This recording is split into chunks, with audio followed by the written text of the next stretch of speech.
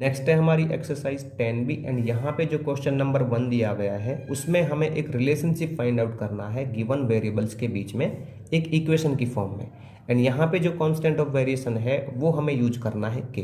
तो question number 1 के ना यहाँ पे 4 पार्ट दिए गए हैं।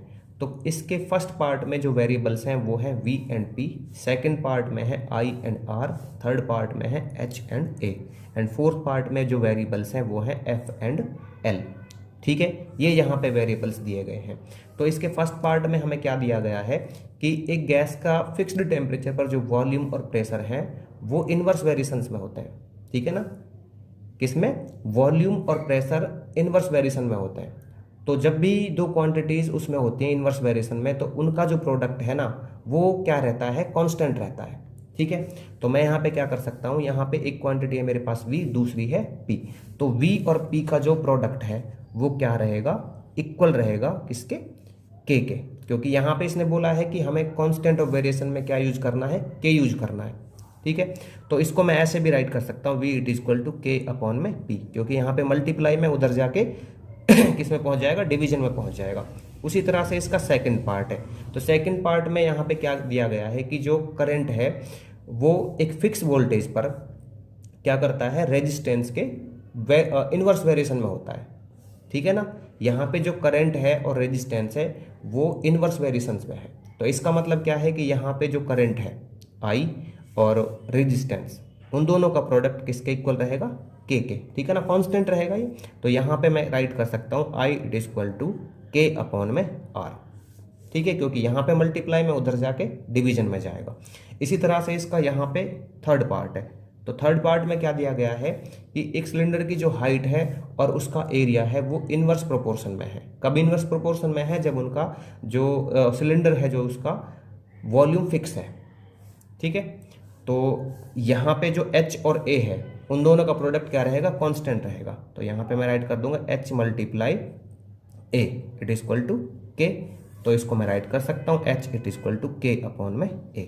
उसी तरह से इसका फोर्थ पार्ट है। तो फोर्थ पार्ट में क्या दिया गया है कि यहाँ पे जो फ्रीक्वेंसी है एक इलेक्ट्रोमैग्नेटिक वेव की, और वो क्या है? लेंथ है इसकी जो उसके इनवर्स प्रोपोर्शन में है। यहाँ पे फ्रीक्वेंसी और लेंथ इनवर्स प्रोपोर्शन में है। अगर इनवर्स प्रोपोर्शन में है तो इन दोनों क्वांटिटीज का जो प्रोडक्ट है वो क्या रहेगा? कांस्टेंट रहेगा। तो मैं यहाँ पे राइट कर दूंगा F multiply L it is equal to K। तो मैं राइट कर सकता हूँ F it is equal to K upon में L। नेक्स्ट है इसका क्वेश्चन नंबर 2 एंड यहाँ पे हमें कुछ टेबल्स दी गई हैं जिनमें हमें ये मिसिंग वैल्यूज फाइंड आउट करनी है। तो यहाँ पे ना सबसे पहले हमें ये पता लगाना है कि जो x और y है वो डायरेक्ट वेरिएशन में है या फिर इनवर्स वेरिएशन में है। फिर उसके हिसाब से हम इन मिसिंग वैल्यूज को फाइंड आउट करेंगे। तो देखिए मैंने यहाँ पे ना क्वेश्चन नंबर 2 की जो ए पार्ट की टेबल है वो राइट कर ली है। तो मैंने यहाँ पे इस तरह से ले लिया इनको x3 जो मिसिंग वैल्यूज है ना x3 x5 और y4, ये मैंने किस तरह से लिया है? ये x है तो ये हो जाएगा x1 x2 x3 x4 और x5। ठीक है ना, तो मिसिंग वैल्यूज में मैंने यहाँ पे राइट कर लिया उनको। इसी तरह से इसमें y y1 y2 y3 तो ये हो जाएगा y4। अब हमें सबसे पहले क्या करना है? यहाँ पे यह बताना है कि जो x और y है वो डायरेक्ट वेरिएशन में है या फिर इनवर्स वेरिएशन में है। तो यहाँ पे आपको क्या दिख रहा है कि जैसे जैसे x बढ़ रहा है वैसे वैसे ही जो y है वो भी बढ़ रहा है। ठीक है ना, यहाँ पे देखो x इंक्रीज हो रहा है 3 6 27, उसी तरह से y इंक्रीज हो रहा है 11 22 33। ठीक है, तो जब भी दो क्वांटिटीज क्या होती हैं? इंक्रीज होती हैं, तो वो किस में होते हैं? वो होते हैं डायरेक्ट वेरिएशन में। और अगर डायरेक्ट वेरिएशन में है तो इसका मतलब क्या है कि यहाँ पे इनका जो रेशो है वो क्या होगा? इक्वल होगा। तो मैं यहाँ पे राइट कर लेता हूँ, किसको निकालना है मुझे? इसको निकालना है x3 अपॉन 33 को। ठीक है, तो इसका रेशो किसके इक्वल होगा? इसमें जो भी इसने कंप्लीट दिया हुआ है, तो मैं राइट कर लेता हूँ 3 अपॉन 11। अच्छा, मैं यहाँ पे ना ये राइट कर देता हूँ पहले x and y are in direct variation, are in direct variations. ठीक है, और डायरेक्ट वेरिएशंस में है तो इनका रेशो क्या होगा? इक्वल होगा। तो क्रॉस मल्टीप्लाई कर लेते हैं यहाँ पे, तो ये हो जाएगा x3 multiply 11 it is equal to 33 multiply 3। तो x3 की वैल्यू फाइंड आउट करनी है यहाँ पे, तो ये हो जाएगा 33 मल्टीप्लाई 3, ये आ जाएगा अपॉन में, तो 11 3 जा, तो x3 की जो वैल्यू है ना यहाँ पे आ गई 3 3 जा 9। उसी तरह से मैं ये निकाल लेता हूँ। अगला क्या है यहाँ पे? y4। तो y4 मुझे निकालना, ये वाला निकालना है, तो मैं यहाँ पे क्या कर लेता हूँ, इसको इसके इक्वल रख लेता हूँ, इसका रेशो इसके इक्वल। ठीक है, तो ये हो जाएगा 27 अपॉन के y4 it is equal to 3/11। तो ये रख लिया मैंने। तो यहाँ पे क्या हो जाएगा, y4 multiply 3 it is equal to 11 multiply 27 तो y4 it is equal to हो जाएगा 11 मल्टीप्लाई 27 अपॉन में 3, तो 3 9 × 27, तो ये हो जाएगा 99। तो इधर 99 आ जाएगा y4 की जगह पे। अब हमें ये निकालना है x5, तो इसका जो रेशो है वो इसके इक्वल रख लें या इसके इक्वल, किसी के भी इक्वल रख लीजिए जिसमें x और y की दोनों क्वांटिटीज दी हुई है, बात यहाँ पे सेम ही रहेगी। ठीक है, तो इधर आ जाएगा x5 अपॉन के 880 it is equal to 3/11 cross multiply, तो ये हो जाएगा x5 multiply 11 it is equal to 3 multiply 880। तो x5 की वैल्यू निकालनी है यहाँ पे, तो 3 मल्टीप्लाई 880 अपॉन के 11, तो 11 8 जा, तो ये आ जाएगा 3 8 जा 24 240। ठीक है, अब देखिए यहाँ पे इसका जो बी पार्ट है, तो बी पार्ट में हमें ये टेबल दी हुई है, मैंने इसी तरह से राइट कर लिया है x1 x2 x3 x4 x5, ये y1 y2 y3 इस तरह से। ठीक है, तो यहाँ पे सबसे पहले हम पता लगाते हैं कि ये डायरेक्ट वेरिएशन में है या फिर इन्वर्स वेरिएशन में है। तो यहाँ पे जैसे जैसे x की जो क्वांटिटीज़ हैं वो क्या हो रही हैं, डिक्रीज हो रही हैं, उसी तरह से y भी डिक्रीज हो रहा है। तो ये किस में है हमारा, ये आता है डायरेक्ट वेरिएशन में, कि जब एक क्वांटिटी इंक्रीज होती है तो दूसरी क्या होगी, इंक्रीज होगी, और एक क्वांटिटी डिक्रीज होती है तो दूसरी भी डिक्रीज होती है। ठीक है ना, यहाँ पे क्या हो रहा है, x डिक्रीज हो रहा है तो y भी डिक्रीज हो रहा है। ठीक है, दूसरा इसका ऐसे पता लगा सकते हो कि जो यहाँ पे ये पूरे दिए हुए हैं ना वैल्यूज x के और y के, इन दोनों का जो रेशो है वो सेम रहेगा। तो आप ऐसे लगा सकते हो, ये 30/6 और ये 20/4, तो ये 6 पंजे 30 और ये 4 पंजे 20, तो यहाँ पे 5 इक्वल टू, यहाँ पे इक्वल आया, ये यहाँ पे आया 5 इक्वल टू 5। तो यहाँ पे जो कांस्टेंट है वो क्या है, दोनों में सेम है। तो इसलिए मैं कह सकता हूँ यहाँ पे x and y are in direct variations. किस में है, ये डायरेक्ट वेरिएशंस में है। और अगर डायरेक्ट वेरिएशंस में है तो इसका मतलब इन सभी का जो रेशोज है आपस में क्या होगा, इक्वल होगा।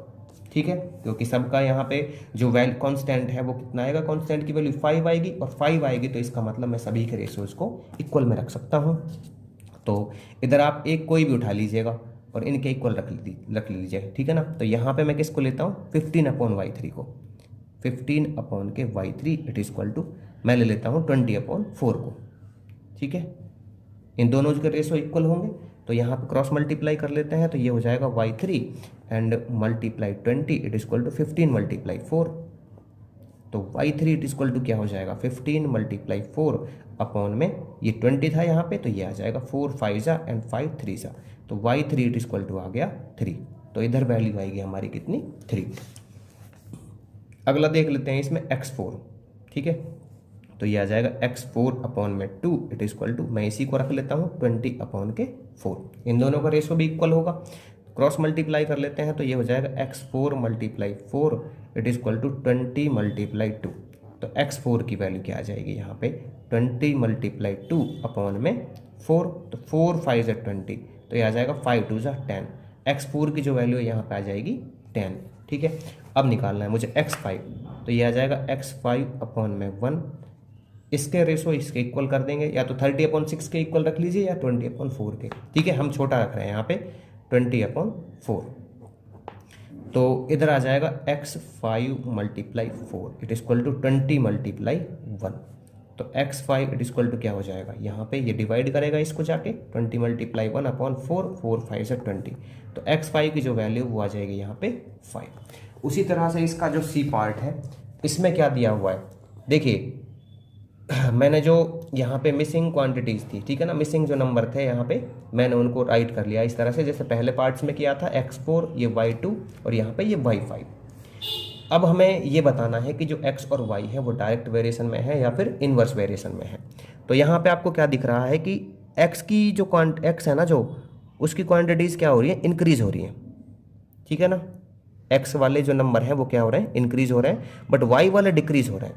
और अगर ऐसा होता है कि एक क्वांटिटी बढ़े और दूसरी घटे, एक क्वांटिटी इंक्रीज हो और दूसरी डिक्रीज हो, तो वो होते हैं इन्वर्स वेरिएशन में। ठीक है, किस में होते हैं, इन्वर्स वेरिएशन में। और जब इन्वर्स वेरिएशन में होते हैं इसका मतलब क्या होता है कि उनका प्रोडक्ट, उन क्वांटिटीज़ का प्रोडक्ट हमेशा क्या आता है, इक्वल आता है। ठीक है, तो मैं यहाँ पे इसको ऐसे फाइंड आउट कर सकता हूँ कि इसका 2 मल्टीप्लाई इसका एक्स वाई, ठीक है ना, 2 मल्टीप्लाई 48, और इसका यहाँ पे जो दिया हुआ है, दोनों पार्ट दिए हुए हैं जिसमें एक्स और वाई के, तो यहाँ पे 4 मल्टीप्लाई 24, तो ये कितना हो जाएगा 96, और ये भी 96, ये दोनों इक्वल आ रहे हैं। ठीक है, इसका मतलब ये है कि जो एक्स और वाई है वो किस में है, इन्वर्स वेरिएशंस में है। तो यहाँ पे मैं राइट कर सकता हूँ x and y are in inverse variations. किस में है ये, इन्वर्स वेरिएशंस में है। और इन्वर्स वेरिएशंस में है तो इनका जो प्रोडक्ट है आपस में क्या होगा, इक्वल होगा, जैसे यहाँ पे हुआ है। ठीक है, तो मैं यहाँ पे राइट कर लेता हूँ इस वाले को, जिसमें यहाँ पे क्वांटिटी हमें फाइंड आउट करनी है, ये मिसिंग नंबर जो फाइंड आउट करना है। तो ये हो जाएगा 3 multiply y2 it is equal to, कोई भी एक रख लीजिए, या इसको रख लीजिए या इसको रख लीजिए। तो मैं यहाँ पे इसको रख रहा हूँ 2 मल्टीप्लाई 48 को। ठीक है, तो y2 क्या हो जाएगा, ये हो जाएगा यहाँ पे 2 मल्टीप्लाई 48 अपॉन में 3, तो ये आ जाएगा 3 1 जा 3 6 जा, तो ये हो जाएगा 32। तो y2 की वैल्यू आ जाएगी यहाँ पे कितनी, 32 आ जाएगी। अब मुझे क्या निकालना है, ये वाला पार्ट निकालना है। तो ये x4 मल्टीप्लाई 16, ठीक है, it is equal to x4 multiply 16, and यहाँ पे मैं इसको ही ले लेता हूँ 2 मल्टीप्लाई 48। ठीक है ना, इन दोनों का प्रोडक्ट इक्वल होगा अगर इन्वर्स में है तो x to the power 4 it is equal to, ये हो जाएगा 2 मल्टीप्लाई 48, यहाँ पे मल्टीप्लाई में इसको डिवाइड करेगा तो 16 3 जा, तो ये आ जाएगा 2 multiply 3 it is equal to 6। तो इसकी वैल्यू जो है x4 की वो क्या हो जाएगी, यहाँ पे 6 हो जाएगी। अब इसको ले लेते हैं, यहाँ पे हमें y5 की वैल्यू निकालनी है, तो ये हो जाएगा यहाँ पे 8 multiply y5 it is equal to, इसी के इक्वल रख लीजिए 2 मल्टीप्लाई 48 के, तो यहाँ पे y5 it is equal to हो जाएगा 2 मल्टीप्लाई 48, और डिवाइड करेगा ये किससे, 8 से, तो 8 6 48, तो 2 6 क्या हो जाएगा यहाँ पे, ये हो जाएगा 12। तो यहाँ पे जितने भी मिसिंग नंबर थे वो हमने फाइंड आउट कर लिए। उसी तरह से इसका डी पार्ट, तो डी पार्ट में मैंने इस तरह से राइट कर लिया है। अब यहाँ पे हमें बताना है कि जो एक्स और वाई है वो इन्वर्स वेरिएशन में है या फिर डायरेक्ट वेरिएशन में है।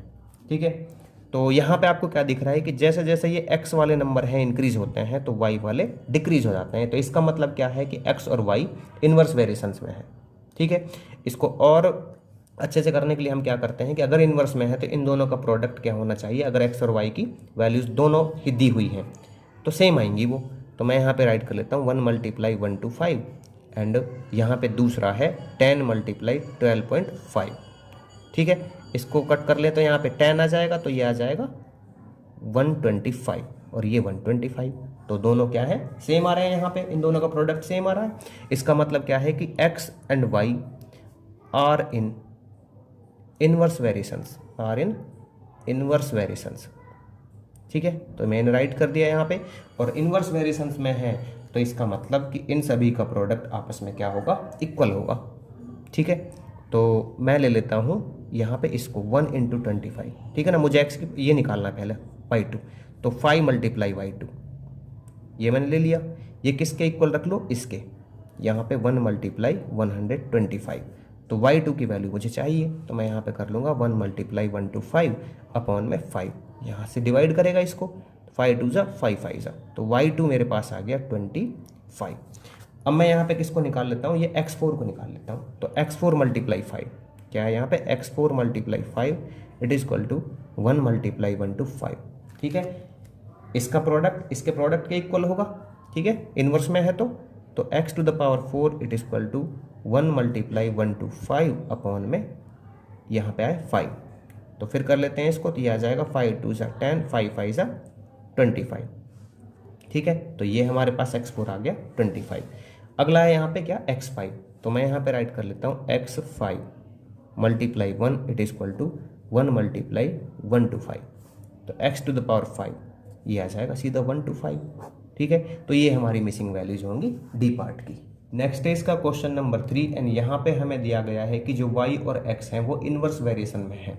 अगर यहाँ पे y की वैल्यू 9 होती है तब x की वैल्यू होती है 2, तो हमें y की वैल्यू फाइंड आउट करनी है अगर x की वैल्यू दी हुई हो 3। तो देखिए इस क्वेश्चन को ना मैंने एक टेबल में राइट कर लिया है, यहाँ पे x की वैल्यूज़ हैं और यहाँ पे y की वैल्यूज़ हैं। तो जो मिसिंग वैल्यू थी यहाँ पे मैंने उसको y2 में राइट कर लिया, तो ये हमें फाइंड आउट करनी है। अब ना इसने इस क्वेश्चन में पहले ही बता दिया है कि जो y और x है वो इन्वर्स वेरिएशन में है, और अगर इन्वर्स वेरिएशन में है तो इसका मतलब क्या है कि यहाँ पे इन दोनों का जो प्रोडक्ट है वो क्या होगा, इक्वल होगा। तो मैं यहाँ पे राइट कर लेता हूँ 3 × y2 it is equal to 2 × 9। तो y2 क्या आ जाएगा, यहाँ पे 2 × 9 और यहाँ पे 3 जो है वो आ जाएगा डिवाइड में, तो 3 3 × 9, तो y2 क्या हो जाएगा यहाँ पे 3 2 × 6। तो ये यहाँ पे मिसिंग वैल्यू रहेगी, ठीक है ना, कि जब x 3 होगा तो y2 कितना होगा, यहाँ पे 6 होगा। अब देखिए इसका सेकंड पार्ट, तो सेकंड पार्ट में क्या कहता है कि u और v जो है वो इन्वर्स प्रोपोर्शन में है। अगर u यहाँ पे 12 है तो v होता है कितना 3, तो u की वैल्यू फाइंड आउट करनी है अगर यहाँ पे v है 9। तो इसको यहाँ पे एक टेबल में राइट कर लिया है, u और v की वैल्यूज़, ये दोनों किस में है, इन्वर्स वेरिएशन में है। मुझे निकालना है ये वाला, ठीक है ना, u2 निकालना है। तो मैंने इसको इस तरह से राइट कर लिया है। आप चाहें तो इसको नॉर्मल भी राइट कर सकते हैं, किसी में p में राइट कर सकते हैं या फिर किसी और चीज़ में राइट कर सकते हैं। तो ये देखिए यहाँ पे u2 × 9, क्योंकि इन दोनों का प्रोडक्ट इन दोनों के प्रोडक्ट के इक्वल होगा 12 × 3। तो यहाँ पे मुझे चाहिए u2, तो ये हो जाएगा 12 × 3 एंड ये इसको डिवाइड करेगा, तो ये हो जाएगा 3 3 × 9 एंड 3 4 × 12। तो जो u2 है उसकी वैल्यू आ जाती है 4। इसका मतलब क्या है कि अगर v की वैल्यू यहाँ पे 9 होती है तो u की हो जाएगी कितनी, 4। इसका यहाँ पे थर्ड पार्ट है, इसने यहाँ पे बोला है कि जो c और d है वो इन्वर्स प्रोपोर्शन में है। अगर यहाँ पर c 18 है तो d होता है 2/3, तो हमें d फाइंड आउट करना है अगर c है 6/7। तो इसकी टेबल ये रही हमारे पास c की वैल्यूज़ दी हुई है और d की वैल्यूज़ दी हुई हैं। ये हमें फाइंड आउट करना है कि अगर c = 6/7 है तो भाई यहाँ पे d की वैल्यू बताओ क्या होगी। तो इसका मतलब यहाँ पे c और d अगर इन्वर्स वेरिएशन में है तो इन दोनों का प्रोडक्ट क्या होगा, इक्वल होगा। तो यहाँ पे मैं राइट कर लेता हूँ 6/7 × d2 it is equal to 18 × 2/3, ठीक है ना। तो इधर क्या हो जाएगा, d2 मुझे चाहिए, तो यहाँ पे 18 × 2/3 और ये फ्रैक्शन में है, तो फ्रैक्शन को जब ट्रांसपोज कर देते हैं तो इसको रिवर्स कर देते हैं 7/6। तो ये देखिए ये हो जाएगा 6 3 × 18, 3 से 3 कट जाएगा, 2 7 × 14। इसका मतलब कि अगर c की वैल्यू 6/7 होती है तो d की वैल्यू हो जाएगी 14, ठीक है। फोर्थ देख लीजिए इसका, तो यहाँ पे इसने फोर्थ पार्ट में भी दिया हुआ है कि जो m और n है वो इन्वर्स प्रोपोर्शन में है। m 0.02 है तो n की वैल्यू होती है 5, ठीक है। तो यहाँ पे m हमें फाइंड आउट करना है अगर n की वैल्यू हो 0.2। तो देखिए यहाँ पे m की वैल्यू 0.2 होती है तो हमें n की वैल्यू फाइंड आउट करनी है। बाकी तो इसमें मैंने एक टेबल में राइट कर ही लिया है, ठीक है। तो इन दोनों का प्रोडक्ट क्या होगा, आपस में इक्वल होगा। तो ये हो जाएगा हमारे पास n2 × 0.2 it is equal to 0.02 × 5। तो मुझे तो n चाहिए यहाँ पे, ठीक है। तो मैं यहाँ पे क्या कर दूंगा, इसके साथ जो भी है उसको ट्रांसपोज कर दूंगा, × 5/0.2 लाइक डेसिमल में कन्वर्ट कर लेते हैं इसको। तो यहाँ पे पॉइंट के बाद 2 डिजिट है तो इधर भी 2 डिजिट कर लेते हैं, तो पॉइंट से ये पॉइंट कैंसिल आउट हो जाएगा, ठीक है। तो यहाँ पे 2 10 जा 2 1 जा और ये 0, तो ये आ गया 5/10। इसको मैं राइट कर सकता हूँ 0.5। तो अगर यहाँ पे m की वैल्यू 0.2 होगी तो n की वैल्यू होगी 0.5। नेक्स्ट है इसका क्वेश्चन नंबर 4 एंड यहाँ पे हमें दिया गया है कि नवीन साइकिल से अपने स्कूल जाता है 12 km/h की एवरेज स्पीड से, तो उसको स्कूल पहुँचने में 20 मिनट्स का टाइम लगता है। अगर वह अपने स्कूल 15 मिनट्स में पहुँचना चाहता है तो उसकी एवरेज स्पीड क्या होगी, यह हमें फाइंड आउट करना है, ठीक है। तो यहाँ पे देखिए सबसे पहले ना हमें ये पता करना है कि ये क्वेश्चन डायरेक्ट वेरिएशन में है या फिर इन्वर्स वेरिएशन में है। तो देखिए यहाँ पे हमें 2 चीज़ें दी हुई हैं, एवरेज स्पीड और टाइम। तो जैसे जैसे हम स्पीड बढ़ाते हैं ना, देखिए जैसे जैसे हम स्पीड बढ़ाते हैं तो टाइम क्या होता है, डिक्रीज होता है। स्पीड बढ़ेगी तो टाइम क्या होगा, डिक्रीज होगा, ठीक है। जितनी तेज़ गति से जाएंगे उतना टाइम कम लगेगा हमें, और जैसे जैसे हम स्पीड क्या करेंगे, कम करेंगे तो टाइम हमारा बढ़ेगा।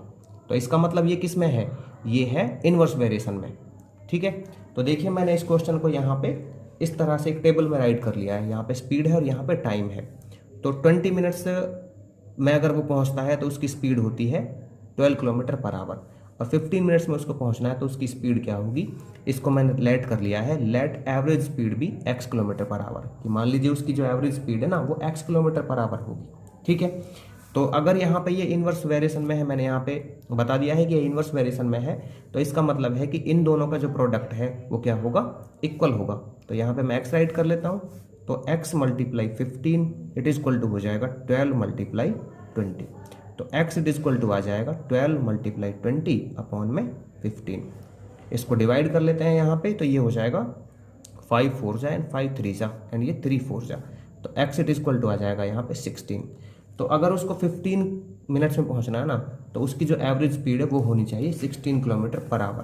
तो यहाँ पे मैं राइट कर लेता हूँ, so his speed should be 16 kilometre per hour to reach in 15 minutes. अगर उसको 15 मिनट में पहुंचना है ना, तो उसकी जो स्पीड है वो 16 किलोमीटर पर आवर होनी चाहिए। नेक्स्ट है इसका क्वेश्चन नंबर 5 एंड यहाँ पे हमें दिया गया है कि time and speed inverse variations में है। एक पर्सन जो ट्रैवल करता है 72 किलोमीटर पर आवर की स्पीड से, उसको देहरादून से लखनऊ जाने में 10 आवर्स का टाइम लगता है। तो उसको कितना फास्ट ट्रैवल करना चाहिए जिससे कि इस ट्रिप को वो 9 आवर्स में ही कंप्लीट कर सके। तो देखिए मैंने इसको यहाँ पे एक टेबल फॉर्म में राइट कर लिया है, ठीक है ना, क्वेश्चन नंबर 5 को। तो यहाँ पे speed in kilometre per our, time in hours. 10 hours में कंप्लीट करने के लिए उसकी जो स्पीड थी वो थी 72 किलोमीटर पर आवर। तो उसको सेम ट्रिप को 9 आवर्स में कंप्लीट करना है, तो उसकी स्पीड क्या होगी ये हमें फाइंड आउट करना है। तो मैं यहाँ पे लेट कर लेता हूँ कि मान लीजिए x किलोमीटर पर आवर होगी उसकी स्पीड, जिससे कि उस ट्रिप को वो 9 आवर्स में कंप्लीट कर सके। ठीक है, तो यहाँ पे इसने पहले ही बता दिया है कि जो स्पीड और टाइम है वो इन्वर्स वेरिएशन में है, और अगर इन्वर्स वेरिएशन में है इसका मतलब क्या है, यहाँ पे इनका जो प्रोडक्ट है वो क्या होगा, इक्वल होगा। ठीक है, तो यहाँ पे मैं राइट कर लेता हूँ x multiply 9 it is equal to 72 multiply 10। तो इधर आ जाएगा यहाँ पे x it is equal to, क्योंकि हमें x की वैल्यू फाइंड आउट करनी है यहाँ पे, तो 72 मल्टीप्लाई 10 अपॉन में 9, तो 9 8 जो 72, 8 इंटू 10 ये हो जाएगा 80। तो यहाँ पे मैं क्या राइट कर सकता हूँ, so person should be travel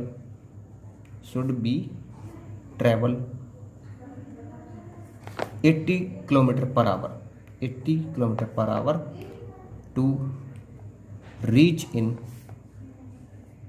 9 hours. ठीक है ना, 9 घंटे में पहुंचने के लिए उस पर्सन को 80 किलोमीटर पर आवर की स्पीड से ट्रेवल करना होगा।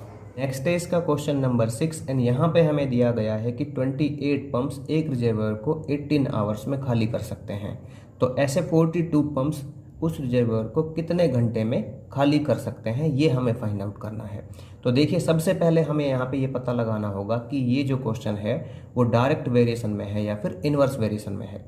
तो यहाँ पे हमें जो पंप दिए गए हैं, अगर इन पंप्स की जो नंबर है हम वो बढ़ा देते हैं, मतलब नंबर ऑफ पंप्स अगर हम बढ़ा देते हैं तो जो टाइम है वो क्या लगेगा, कम लगेगा। जितने ज़्यादा पंप होंगे उतने कम समय में जो रिजर्वोयर है वो खाली हो जाएगा, और जितने कम लगेंगे पंप उतना ही ज़्यादा टाइम लगेगा। ठीक है, मतलब यहाँ पे क्या है कि अगर एक क्वांटिटी को इंक्रीज करते हैं तो दूसरी डिक्रीज हो जाती है। ये मान लीजिए क्या है, पंप्स हैं, अगर मैं पंप को इंक्रीज करता हूँ तो टाइम यहाँ पे डिक्रीज हो जाता है, और ये यहाँ पे अगर मैं पंप का जो नंबर है, ठीक है ना, नंबर ऑफ पंप्स क्या करता हूँ, कम करता हूँ, तो यहाँ पे टाइम ज़्यादा लगता है। तो इसका मतलब क्या है कि यहाँ पे जो पंप और टाइम है, नंबर ऑफ पंप्स और टाइम है, वो है इनवर्स वेरिएशन में।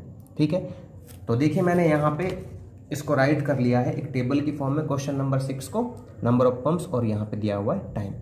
तो 28 पंप्स को टाइम लगता है 18 आवर्स, तो 42 पंप्स को कितना टाइम लगेगा ये फाइंड आउट करना था हमें यहाँ पे। तो मैंने यहाँ पे राइट कर लिया है कि जो यहाँ पे 42 पंप्स हैं वो मान लीजिए उसको x आवर्स में खाली कर सकते हैं, let the time taken be x hours. और सिचुएशन के अकॉर्डिंग यहाँ पे जो ये क्वेश्चन है ये किस में है, इनवर्स वेरिएशन में, ये हम राइट कर लेंगे यहाँ पे जिस तरह से मैंने यहाँ पे राइट किया हुआ है। तो ये इनवर्स वेरिएशन में है, इसको मैं यहाँ पे x राइट कर दूंगा। ठीक है ना, तो यहाँ पे इन दोनों का जो प्रोडक्ट है वो क्या होगा, इक्वल होगा। तो 42 multiply x it is equal to 28 multiply 18, तो x it is equal to क्या हो जाएगा, 28 मल्टीप्लाई 18 अपॉन के 42। ठीक है, 14 की टेबल से कट कर देते हैं इसको, 14 3 जा और 14 2 जा एंड 3 6 जा, तो यहाँ पे आ गया 6 2 जा 12। तो इसका मतलब क्या है, यहाँ पे जो यहाँ पे 42 पंप्स हैं वो उसको 12 आवर्स में खाली कर देंगे। तो यहाँ पे मैं राइट कर सकता हूँ, सो 42 pumps can empty the reservoir in 12 hours. ठीक है, जो 42 पंप्स हैं वो उसको 12 आवर्स में खाली कर सकते हैं। नेक्स्ट है इसका क्वेश्चन नंबर 7 एंड यहाँ पे हमें दिया गया है कि एक फूड ग्रेन स्टॉक 400 पर्सन्स के लिए चलता है 9 डेज तक, तो यही सेम स्टॉक 300 पर्सन्स के लिए कितने दिन चलेगा, ये हमें फाइंड आउट करना है। तो देखिए सबसे पहले हम यहाँ पे यही पता लगाएंगे कि ये क्वेश्चन डायरेक्ट वेरिएशन में है या फिर इनवर्स वेरिएशन में है। ठीक है, वैसे तो इस क्वेश्चन को देखते ही पता चल जाता है यहाँ पे कि ये इनवर्स वेरिएशन में है। अब देखो, जैसे यहाँ पे अगर हम नंबर ऑफ पर्सन्स इंक्रीज करते हैं तो नंबर ऑफ डेज डिक्रीज हो जाएगा, क्योंकि जितने ज़्यादा लोग आएंगे तो जो यहाँ पे फूड ग्रेन है उनको ख़त्म होने में कम टाइम लगेगा। ठीक है ना, कम दिन लगेंगे। अगर यहाँ पर मैं नंबर ऑफ पर्सन्स को डिक्रीज कर देता हूँ तो यहाँ पे जो फूड ग्रेन को ख़त्म होने में टाइम है वो थोड़ा ज़्यादा लगेगा। ठीक है, तो यहाँ पे क्या हो रहा है, एक बार अगर यहाँ पे क्वांटिटी इंक्रीज हो रही है तो दूसरी डिक्रीज हो रही है, और एक क्वांटिटी अगर डिक्रीज हो रही है तो दूसरी इंक्रीज हो रही है। तो इसका मतलब ये किस में है, ये है इनवर्स वेरिएशन में। तो देखिए मैंने यहाँ पे ना इस क्वेश्चन को एक टेबल की फॉर्म में राइट कर लिया है, नंबर ऑफ पर्सन्स और यहाँ पे डेज। 400 के लिए चलता है 9 डेज, 300 के लिए कितना चलेगा वो मैंने लेट कर लिया है कि ये मान लीजिए x डेज चलेगा 300 पर्सन्स के लिए। ठीक है, अब यहाँ पे इस तरह से हम राइट कर देंगे कि इस सिचुएशन के अकॉर्डिंग ये जो क्वेश्चन है वो किस में है, इनवर्स वेरिएशन में है। और अगर इनवर्स वेरिएशन में होता है तो इसका मतलब क्या है कि यहाँ पे इनका जो प्रोडक्ट है वो क्या होगा, इक्वल होगा।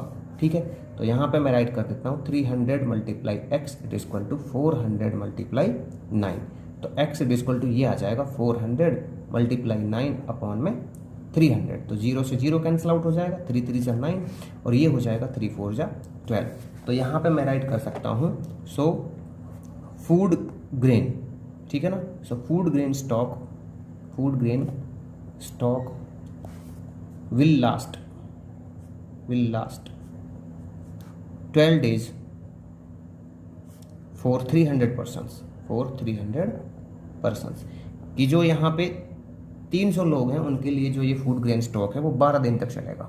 नेक्स्ट है इसका क्वेश्चन नंबर 8 एंड यहाँ पे हमें दिया गया है कि एक कॉन्ट्रैक्टर के पास 630 पर्सन्स हैं और उसको एक स्टेडियम का पोर्शन कंप्लीट करने में 14 मंथ्स का टाइम लगता है। अगर उसको बोला जाता है कि इस काम को 9 मंथ्स में कंप्लीट करना है तो उसको कितने एक्स्ट्रा पर्सन्स की ज़रूरत पड़ेगी, ये हमें फाइंड आउट करना है। तो सबसे पहले तो हमें यहाँ पे यही पता लगाना है कि ये डायरेक्ट वेरिएशन में है या फिर इनवर्स वेरिएशन में है। तो इस क्वेश्चन को ना देखते ही पता लग जाता है कि ये इनवर्स वेरिएशन में है, क्योंकि यहाँ पे पहले उसको 630 कर रहे थे 14 मंथ्स में। ठीक है, तो 9 मंथ्स में करने के लिए उसको और ज़्यादा लोगों की आवश्यकता होगी। ठीक है, क्योंकि अगर कम टाइम में काम चाहिए तो हमें जो नंबर ऑफ पर्सन्स हैं वो ज़्यादा चाहिएंगे। ठीक है, अगर यहाँ पे हम क्या करते हैं, नंबर ऑफ पर्सन इंक्रीज करते हैं तो जो टाइम है वो क्या होगा, डिक्रीज होगा। अगर यहाँ पे पर्सन को हम डिक्रीज करते हैं तो टाइम, और जो टाइम है वो इंक्रीज हो जाएगा। इसका मतलब क्या है कि यहाँ पे जो ये क्वेश्चन है ये है इनवर्स वेरिएशन में। ठीक है, तो देखिए इस क्वेश्चन को मैंने यहाँ पे ना एक टेबल की फॉर्म में राइट कर लिया है। नंबर ऑफ पर्सन्स ये 630 है और मंथ्स यहाँ पे 14 है। तो 9 मंथ्स में कंप्लीट करने के लिए कितना टाइम लगेगा, मैंने इसको लेट कर लिया है x, let number of persons भी x, कि मान लो 9 मंथ्स में कंप्लीट करने के लिए कुल जो लोग लगेंगे वो लगेंगे x। अब यहाँ पे एक्स्ट्रा बताना है वो हम बाद में बात करेंगे। ठीक है, और इस क्वेश्चन के अकॉर्डिंग ये इनवर्स वेरिएशन में है, ये मैंने बता दिया है आपको। तो अगर इनवर्स वेरिएशन में है तो इसका मतलब क्या है कि इन दोनों का प्रोडक्ट होगा इक्वल। तो 9 multiply x it is equal to 630 और मल्टीप्लाई 14। तो x it is equal to हो जाएगा 630 मल्टीप्लाई 14 अपॉन के 9। तो यहाँ पे काट लेते हैं इसको, तो ये हो जाएगा 980। तो 9 मंथ्स में करने के लिए उसको इतने लोग चाहिए। ठीक है ना, 980। बट इसने यहाँ पे क्वेश्चन में क्या बोला था कि उसको कितने एक्स्ट्रा चाहिए, 630 तो उसके पास पहले से ही थे। ठीक है, तो यहाँ पे मैं माइनस कर देता हूँ 980 में से 630 को, क्योंकि इतने तो उसके पास पहले ही थे और 9 मंथ्स में करने के लिए टोटल इतने चाहिए, तो कितने एक्स्ट्रा चाहिएंगे, तो यहाँ पे आ जाएगा ये 350। तो मैं यहाँ पे राइट कर लूँगा, सो contractor need 350 more persons to do this work in 9 months। तो 9 मंथ्स में करने के लिए ना उसको 350 और लोग चाहिए। नेक्स्ट है इसका क्वेश्चन नंबर 9 एंड यहाँ पे हमें दिया गया है कि सविता एक मैन्युस्क्रिप्ट को 15 डेज में टाइप कर सकती है 4 आवर्स पर डे काम करके। तो उसको पर डे कितने आवर्स काम करने चाहिए जिससे कि वो उस स्क्रिप्ट को 10 डेज में फिनिश कर सके। तो देखिए जैसे यहाँ पे हम आवर्स बढ़ाएंगे, ठीक है ना, पर डे, जैसे जैसे हम आवर्स इंक्रीज करेंगे तो नंबर ऑफ डेज क्या होगा, कम होगा। कि अगर एक दिन में वो ज़्यादा घंटे काम करेगी तो उसको कम दिन में ख़त्म कर सकती है। अगर मैं यहाँ पे जो आवर्स हैं उनको डिक्रीज़ कर देता हूँ, मतलब एक दिन में कम घंटे काम करता हूँ, तो यहाँ पे जो वो स्क्रिप्ट है वो ज़्यादा डेज लेगी, ठीक है। तो इसका मतलब क्या हुआ कि ये इन्वर्स वेरिएशन में है। तो देखिए इसको मैं यहाँ पे एक टेबल फॉर्म में राइट कर लिया है मैंने इस क्वेश्चन को। तो यहाँ पे नंबर ऑफ डेज है और यहाँ पे टाइम है। तो 15 डेज कब लगते हैं उसको, जब वो पर डे 4 आवर्स काम करती है। तो अगर उसको 10 डेज में ख़त्म करना है तो पर डे कितने घंटे काम करना है, मैंने यहाँ पे लेट कर लिया है कि उसको x आवर्स काम करना है पर डे, ठीक है। तो इस क्वेश्चन की जो सिचुएशन है उसके अकॉर्डिंग ये इन्वर्स वेरिएशन में है। और अगर इन्वर्स वेरिएशन में है तो इसका मतलब क्या है कि इन दोनों का जो प्रोडक्ट है वो क्या होगा, इक्वल होगा। तो x multiply 10 it is equal to 15 multiply 4। तो x it is equal to ये हो जाएगा 15 मल्टीप्लाई 4 अपॉन में 10। तो 5 3 जा एंड 5 2 जा एंड 2 2 जा 4। तो x it is equal to आ जाएगा यहाँ पे 6। तो इसका मतलब क्या है कि उसको यहाँ पे 10 डेज में ख़त्म करने के लिए पर डे 6 आवर्स काम करना होगा। तो यहाँ पे राइट कर लेता हूँ। So she has to work 6 hours per day, 6 hours per day to finish the work in 10 days. 10 दिन में उस काम को ख़त्म करने के लिए उसको 6 आवर्स पर डे काम करना होगा। नेक्स्ट है इसका क्वेश्चन नंबर 10 एंड यहाँ पे हमें दिया गया है कि एक ट्रेन 60 किलोमीटर पर आवर की स्पीड से एक सर्टेन डिस्टेंस को 7.5 आवर्स में कवर करती है। तो सेम डिस्टेंस को 6 आवर्स में कवर करने के लिए उस ट्रेन की स्पीड कितनी होनी चाहिए, ये हमें फाइंड आउट करना है। तो देखिए स्पीड और टाइम हमेशा इन्वर्स वेरिएशन में होते हैं। कैसे होते हैं, जैसे मान लीजिए मैं यहाँ पे क्या करता हूँ, स्पीड बढ़ाता हूँ, तो स्पीड बढ़ाएंगे तो टाइम हमेशा क्या लगेगा, कम लगेगा, ठीक है। और अगर स्पीड घटा देंगे तो टाइम लगेगा ज़्यादा। तो इसका मतलब किस में हो गया, ये इन्वर्स वेरिएशन में हो गया, ठीक है ना। क्योंकि इन्वर्स वेरिएशन का मतलब यही होता है कि एक क्वांटिटी बढ़े और दूसरी घटे, ठीक है ना, या एक क्वांटिटी घटे और दूसरी बढ़े। तो देखिए क्वेश्चन नंबर 10 को ना मैंने यहाँ पे एक टेबुलर फॉर्म में राइट कर लिया है, स्पीड और टाइम। तो यहाँ पे 6 घंटे में उसकी स्पीड कितनी होनी चाहिए सेम डिस्टेंस को कवर करने के लिए। तो मैंने यहाँ पे लेट कर लिया, लेट स्पीड ऑफ ट्रेन भी x किलोमीटर पर आवर कि मान लीजिए जो स्पीड है ना ट्रेन की वो कितनी होनी चाहिए, x किलोमीटर पर आवर होनी चाहिए। मैंने यहाँ पे राइट कर लिया है कि सिचुएशन के अकॉर्डिंग ये इन्वर्स वेरिएशन में है। तो यहाँ पे अगर इन्वर्स वेरिएशन में है तो इनका प्रोडक्ट हमेशा होता है इक्वल। तो x multiply 6 it is equal to 60 multiply 7.5। तो x it is equal to आ जाएगा 60 मल्टीप्लाई 7.5 अपॉन में 6, ठीक है। डेसिमल पॉइंट हटा देते हैं तो यहाँ पे 0 से 0 6 से 6, तो ये आ गया 75। तो इसका मतलब क्या है, यहाँ पे राइट कर लूँगा मैं। So speed of train should be 75 kilometre per hour to cover the distance in 6 hours. Next है इसका क्वेश्चन नंबर 11 एंड यहाँ पे हमें दिया गया है कि एक गैरेसन में 800 आदमियों के लिए 39 डेज तक का खाना है। अगर वहाँ पर 500 आदमी और एक्स्ट्रा आ जाते हैं तो वो खाना कितने दिन चलेगा, ये हमें फाइंड आउट करना है। तो देखिए जो यहाँ पे गैरेसन है ना, इसमें लिमिटेड फूड स्टॉक है। तो अगर यहाँ पर 800 आदमी है तो वो चलता है 39 डेज, ठीक है। अब फूड तो यहाँ पे लिमिटेड स्टॉक में है, तो अगर यहाँ पर एक्स्ट्रा आ जाते हैं तो जो वो खाना है वो कम दिन चलेगा। इससे क्या पता चलता है हमें, इससे ये पता चलता है कि जो ये क्वेश्चन है ये इन्वर्स वेरिएशन के अकॉर्डिंग होगा। क्योंकि जितने ज़्यादा आदमी होंगे खाना उतने दिन कम चलेगा और जितने कम होंगे खाना उतने दिन ज़्यादा चलेगा। तो देखिए इस क्वेश्चन को हम यहाँ पे इस तरह से राइट कर लेते हैं, नंबर ऑफ मैन। तो वहाँ पे स्टार्टिंग में जो आदमियों की संख्या थी वो कितनी थी, 500। इंक्रीज कितने हुए, यहाँ पे हुए हैं 500। तो मैं यहाँ पे राइट कर लेता हूँ number of man after increase, ठीक है ना, आफ्टर इंक्रीज की इंक्रीज होने के बाद जो यहाँ पे आदमियों की संख्या है वो कितनी हो जाएगी 800, तो पहले ही थे 500 और आगे, तो ये हो जाएगी 1300। मैंने इसको कुछ इस तरह से टेबल में राइट कर लिया है, ठीक है। तो यहाँ पे नंबर ऑफ मैन और यहाँ पे नंबर ऑफ डेज। तो नंबर ऑफ मैन कितने थे यहाँ पे स्टार्टिंग में 800, खाना चलता था 39 डेज। अगर यहाँ पर 1300 हो जाएंगे तो खाना कितने दिन चलेगा, ये मैंने कर लिया है लेट, ठीक है, लेट नंबर ऑफ डेज, क्योंकि यही निकलवा रहा है यहाँ पे कि अगर 500 और एक्स्ट्रा आ जाते हैं तो खाना कितने दिन चलेगा। तो मैंने इसको लेट कर लिया है लेट नंबर ऑफ डेज भी एक्स, कि मान लीजिए ये एक्स दिन चलेगा। सिचुएशन के अकॉर्डिंग बता दिया हमने कि ये इन्वर्स वेरिएशन में है, तो ये राइट कर लेंगे हम इस तरह से यहाँ पे, ठीक है। फिर यहाँ पे क्या करेंगे कि अगर ये इन्वर्स वेरिएशन में है, ये तो राइट कर दिया हमने, तो इनका जो प्रोडक्ट होगा वो क्या होगा, इक्वल होगा। तो यहाँ पे मैं राइट कर लेता हूँ 1300 multiply x it is equal to 800 multiply 39। तो एक्स की वैल्यू निकालनी है मुझे यहाँ पे, तो ये हो जाएगा 800 मल्टीप्लाई 39 अपॉन के 1300, 0 से 0 कट जाएगी एंड 13 3 जा 39, तो ये आ जाएगा 3 8 जा 24। तो यहाँ पे हम क्या राइट कर सकते हैं, so food will last, so food will last for 24 days, for 24 days, कि जो भोजन है ना इसका यहाँ पे 1300 आदमियों के लिए 24 डेज चलेगा। नेक्स्ट है इसका क्वेश्चन नंबर 12 एंड यहाँ पे हमें दिया गया है कि एक टाउन को चारों तरफ से घेर लिया जाता है जिसकी पॉपुलेशन है 22,400 एंड इतनी पॉपुलेशन के लिए जो उस टाउन में फूड है वो है 3 वीक्स तक का। तो यहाँ पे क्वेश्चन में ना आगे पूछा गया है कि उस टाउन से कितने लोगों को बाहर भेजा जाना चाहिए जिससे कि वो फूड 7 वीक्स तक चल सके। तो यहाँ पे ना क्वेश्चन को देखते ही पता चल जाता है कि ये इन्वर्स वेरिएशन का क्वेश्चन है, क्योंकि जितने ज़्यादा वहाँ पे पॉपुलेशन होगी उतने ही कम वीक वो फूड चलेगा, और जितनी वहाँ पे पॉपुलेशन कम होगी उतना वीक वो फूड ज़्यादा चलेगा, ठीक है। तो देखो हम यहाँ पे ना पहले क्या निकाल लेते हैं, पहले निकाल लेते हैं कि 7 वीक के लिए जो पॉपुलेशन होगी वो कितनी होगी, है ना।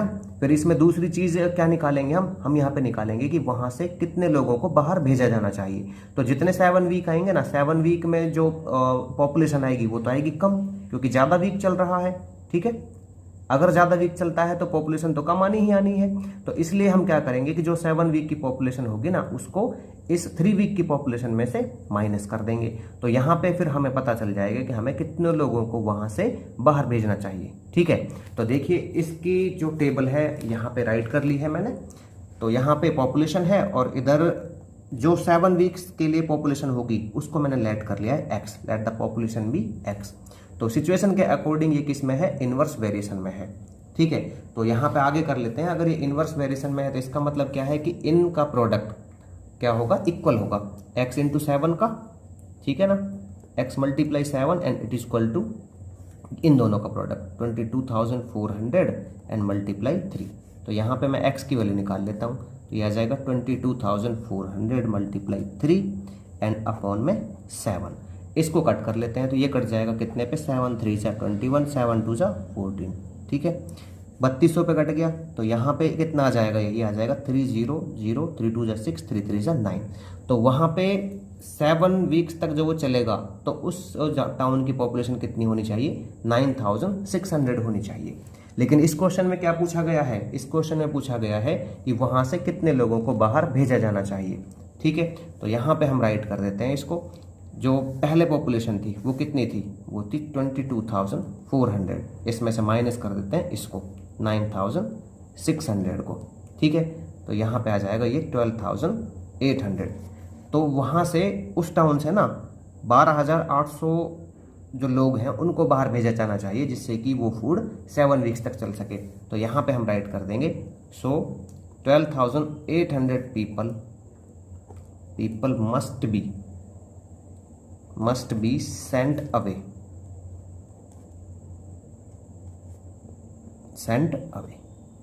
नेक्स्ट है इसका क्वेश्चन नंबर 13 एंड यहाँ पे हमें दिया गया है कि एक हॉस्टल में 500 बच्चों के लिए 60 डेज का राशन है।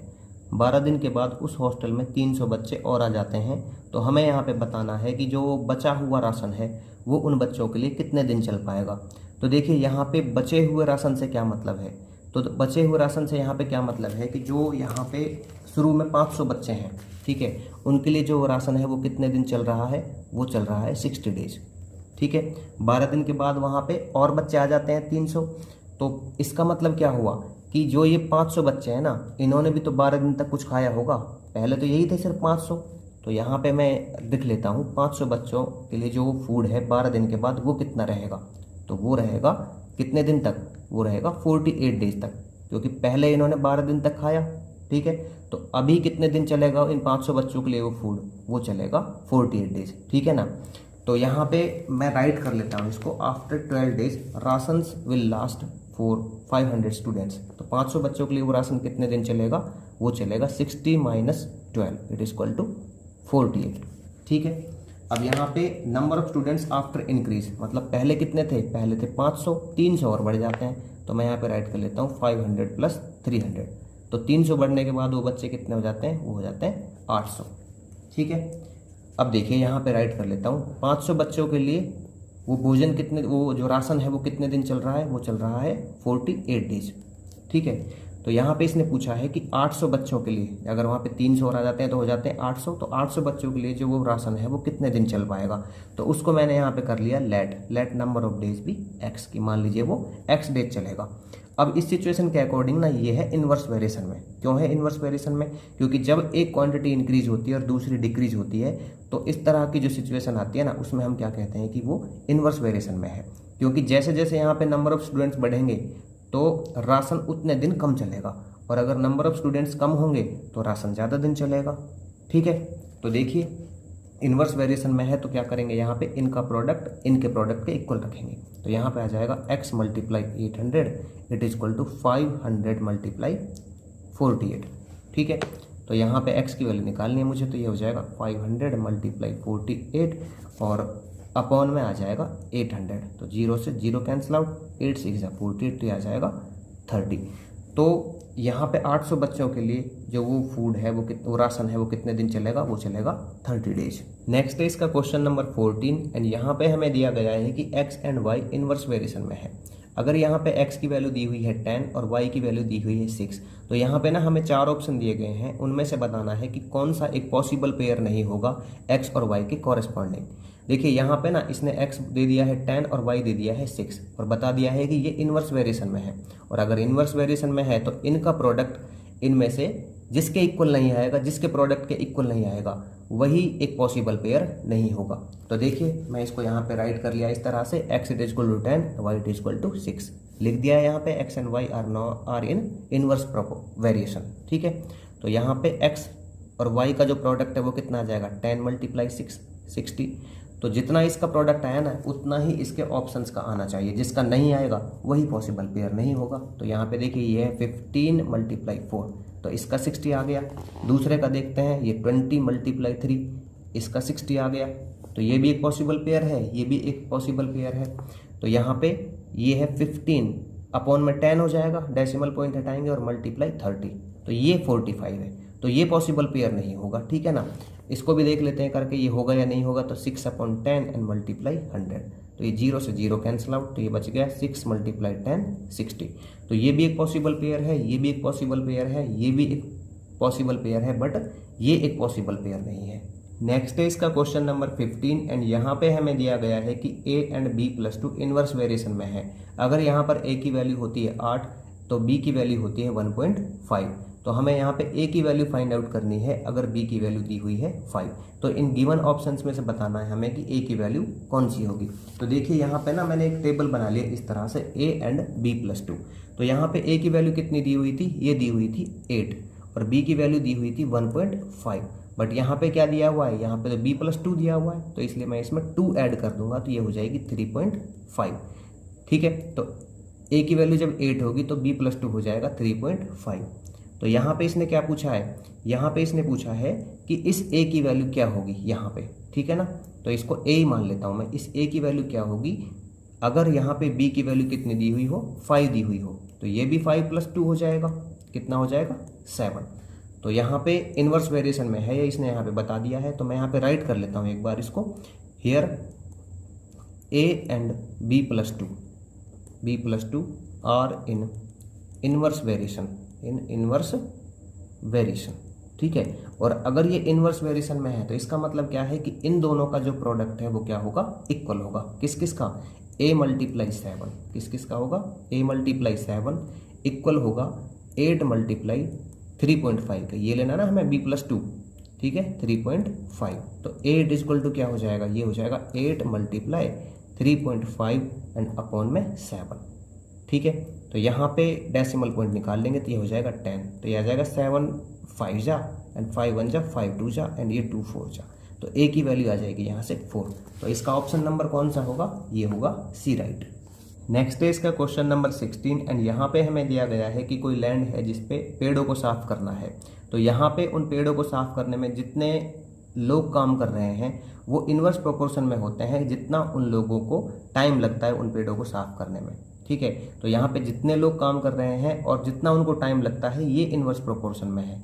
अगर यहाँ पे 4 लोगों को 15 घंटे लगते हैं उस काम को करने के लिए, तो हमें फाइंड आउट करना है कि 6 घंटे में उस काम को करने के लिए कितने लोगों की ज़रूरत पड़ेगी, ठीक है। तो देखिए यहाँ पे ना इसने पहले ही बता दिया है कि ये किस में है, इन्वर्स प्रोपोर्शन में है। तो मैं एक टेबल में राइट कर लेता हूँ इसको। तो नंबर ऑफ पीपल है यहाँ पे और टाइम्स है आवर्स में। तो 4 लोग कितने घंटे में करते हैं उसको, ये करते हैं 15 आवर्स में। तो 6 घंटे में करने के लिए कितने लोगों की ज़रूरत पड़ेगी, ये हमें फाइंड आउट करना था।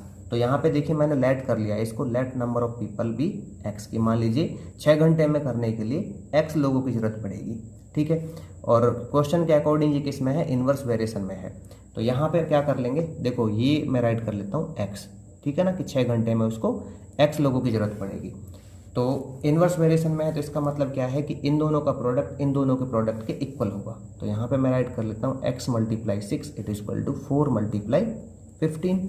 तो x it is equal to क्या आ जाएगा, 4 मल्टीप्लाई 15 एंड डिवाइड बाई 6, ठीक है। तो ये मैं कर लेता हूँ यहाँ पे 3 5 जा एंड 3 2 जा एंड 2 2 जा, तो ये हो जाएगा 2 5 जा 10। तो उस काम को करने के लिए 10 पीपल्स की ज़रूरत पड़ेगी, ठीक है ना, 6 घंटे में। नेक्स्ट है इसका क्वेश्चन नंबर 17 एंड यहाँ पे हमें दिया गया है कि एक पुली की स्पीड और उसका डायमीटर इन्वर्स प्रोपोर्शन में है। एक पुली जिसका डायमीटर है 12 सेंटीमीटर बंधा हुआ है एक पुली के साथ जिसका डायमीटर है 8 सेंटीमीटर। तो यहाँ पे अगर छोटी पुली का जो आरपीएम है वो 96 है, तो हमें फाइंड आउट करना है कि जो बड़ी पुली है उसका आरपीएम कितना है, ठीक है। तो यहाँ पे देखिए मैंने इस क्वेश्चन को एक टेबल की फॉर्म में राइट कर लिया इस तरह से। यहाँ पे डायमीटर है सेंटीमीटर में और ये है आरपीएम, यहाँ पे स्मॉलर पुली और यहाँ पे बिगर पुली। तो यहाँ पे 8 सेंटीमीटर होता है जब स्मॉलर पुली का, तो वो रिवॉल्व करती है 96 आरपीएम से। और अगर यहाँ पे जो बिगर पुली है उसका डायमीटर 12 सेंटीमीटर है, तो हमें बताना है कि इसका आरपीएम कितना होगा, ये किस आरपीएम से रिवॉल्व करेगी। तो मैंने इसको लेट कर लिया, let RPM of larger pulley be x, कि मान लीजिए जो लार्जर पुली है, ठीक है ना, उसका जो आरपीएम है वो क्या होगा, एक्स होगा। अब हमें ना ये पता लगाना है यहाँ पे कि ये इन्वर्स वेरिएशन में है या फिर डायरेक्ट वेरिएशन में है। तो जितना डायमीटर ज़्यादा होगा तो जो आरपीएम है ना वो उतना कम होगा, ठीक है। जैसे ट्रैक्टर के पहिए होते हैं ना, ट्रैक्टर में पहिए होते हैं, एक छोटा होता है एक होता है बड़ा। तो इसका जो आरपीएम है वो तो होगा ज़्यादा क्योंकि इसका डायमीटर क्या है, कम है, ठीक है। तो ये क्या होगा, इसका रिवॉल्यूशन पर मिनट है जो वो होगा ज़्यादा और इसका जो आरपीएम है वो होगा कम, ठीक है, क्योंकि इसका जो है डायमीटर वो ज़्यादा है, ठीक है। तो यहाँ पे एक क्वांटिटी बढ़ती है और दूसरी घटती है, तो इसका मतलब ये किस में है, ये है इन्वर्स वेरिएशन में, ठीक है। तो यहाँ पे कर लेते हैं इसको, यहाँ पे मैं राइट कर लेता हूँ एक्स इन्वर्स वेरिएशन में है। तो इसका मतलब क्या हुआ, इन दोनों का प्रोडक्ट इन दोनों के प्रोडक्ट के इक्वल होगा। तो यहाँ पे x multiply 12 it is equal to 96 multiply 8। तो x इट इक्वल टू क्या आ जाएगा, 96 मल्टीप्लाई 8 अपॉन में 12। तो 12 8 जा, तो ये आ गया x it equal to 8 multiply 8 कितना, 64, ठीक है। तो जो यहाँ पे बिगर पुली है ना उसका आरपीएम होगा 64। नेक्स्ट है इसका क्वेश्चन नंबर 18 एंड यहाँ पे हमें दिया गया है कि 210 आदमियों के ग्रुप के लिए 60 डेज का फूड है। 10 दिन के बाद उनमें से 60 आदमी छोड़कर चले जाते हैं। तो हमें बताना है कि जो ये बचा हुआ फूड है वो कितने दिन चलेगा। बचे हुए फूड से यहाँ पे क्या मतलब है कि जो ये 210 आदमी है ना उन्होंने फर्स्ट 10 डेज तो खाया ही है, ठीक है। तो फिर उन 210 आदमियों के लिए कितने दिन चलेगा, तो पहले मैं ये लिख लेता हूँ यहाँ पे 210 आदमियों के लिए कितने दिन चलेगा फूड, वो चलेगा 60 डेज, ठीक है। अब यहाँ पे जो ये 210 हैं इन्होंने फर्स्ट 10 डेज भी तो खाया है, तो यहाँ से मैं 10 माइनस कर देता हूँ। तो इन 210 आदमियों के लिए 10 दिन के बाद जो फूड चलेगा वो चलेगा 50 डेज। ठीक है, तो यही लिख लेते हैं हम यहाँ पे, after 10 days food will last for 210 man. तो ये हो जाएगा 60 minus 10 it is equal to 50 days चलेगा इनके लिए। ठीक है, अब यहाँ पे number of man after left 60, तो यहाँ पे 60 आदमी छोड़ देने के बाद कितने आदमी बचेंगे, तो ये बचेंगे, पहले 210 थे तो इनमें से 60 और चले गए, तो ये बच गया कितना 150। ठीक है, अभी देखिए इसको टेबल की फॉर्म में राइट कर लिया है मैंने यहाँ पे, तो नंबर ऑफ मैन और नंबर ऑफ डेज, तो 210 के लिए कितने दिन चलेगा, ये चलेगा 50 डेज। ठीक है, ये 10 डेज के बाद निकाल रहे हैं हम। अब यहाँ पे जो नंबर ऑफ मैन है वो कितना आ गया है, वो आ गया 150। तो इनके लिए कितना चलेगा, इनके लिए मैंने यहाँ पे लेट कर लिया है कि ये x डेज चलेगा, तो यहाँ पे मैं x राइट कर लेता हूँ। अब देखिए सिचुएशन के अकॉर्डिंग ना ये इन्वर्स वेरिएशन में है, किसमें है, इन्वर्स वेरिएशन में, क्योंकि जितने ज़्यादा नंबर ऑफ मैन होंगे उतना कम चलेगा खाना, जितने ज़्यादा लोग होंगे खाना उतने दिन कम चलेगा, और जितने कम होंगे उतना ज़्यादा दिन चलेगा खाना। ठीक है, तो इसका मतलब क्या हुआ कि यहाँ पे एक जो क्वांटिटी वो बढ़ रही है और दूसरी घट रही है, और एक घटती है और दूसरी बढ़ती है, तो ये होते हैं किसमें, इन्वर्स वेरिएशन में। तो इसलिए मैं यहाँ पे राइट कर लेता हूँ, इन दोनों का प्रोडक्ट इन दोनों के प्रोडक्ट के इक्वल होगा, तो ये आ जाएगा यहाँ पे 150 multiply x it is equal to 210 multiply 50। ठीक है, x की वैल्यू निकाल लेते हैं, तो 210 मल्टीप्लाई 50 अपॉन में 150, तो ये 0 से 0 कट जाएगा, 5 3 सा एंड ये 3 7 जा, तो यहाँ पे आ जाएगा 70। तो उनके लिए वो फूड 70 डेज चलेगा।